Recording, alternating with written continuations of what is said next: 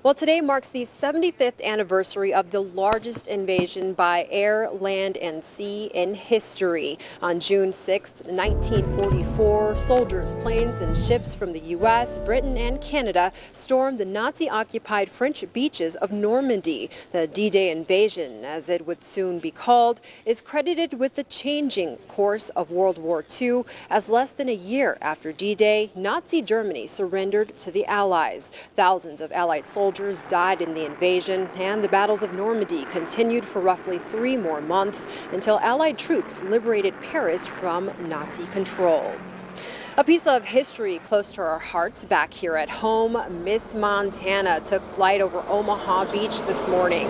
It's one of 12 planes to participate in the presidential flyover that make up the D-Day squadron. Through this whole journey, the C-47 has carried a Montana state flag signed by the hundreds of volunteers who made the flight happen. The planes have spent the past couple of days doing practice jumps. Miss Montana was the 6th plane in formation Wednesday, dropping its paratroopers, including a number of Montana smoke jumpers. Thousands of people gazed up into the cloudy evening skies to watch the amazing sight. Instead of death and darkness, this time, 75 years later, thousands cheered. Well, there were hundreds of military members from Montana who played a part in the Allied invasion of Normandy, some of who never came home again. Q2's Russ Riesinger helps tell the story of one paratrooper from Laurel who lost his life during the invasion, but not before saving the lives of other American soldiers. And then one day I didn't have nothing to do, and I dug it out and started going through it all and was pretty amazed. It was about 5 years ago that Dan Couts first took a good look inside an envelope that his father had passed on to him, and it took him straight back to 1944. And of course, that was a time period where you didn't talk about it. The papers inside, including the dreaded Western Union telegram alerting the family that Couts' uncle, Private Henry Couts of Laurel, had been killed in action in France.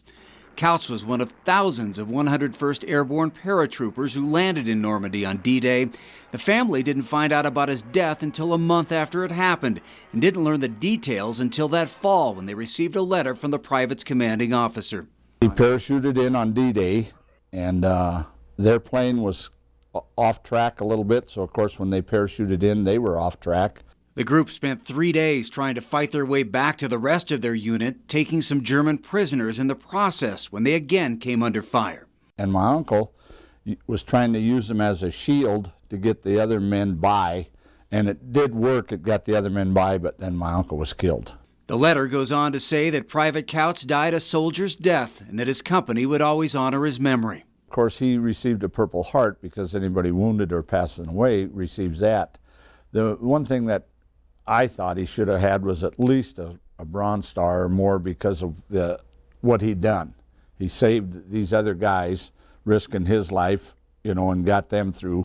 Private Henry Couts, just one of the many unsung American heroes who gave their all when the fate of the world hung in the balance. And we're told Henry never came home. He's actually buried in France. Our D-Day coverage continues throughout the day right here on Q2. We'll share the story of Bud LeCount, a Billings man who did make it home from Normandy to tell his story. You can catch that story tonight at 10 o'clock.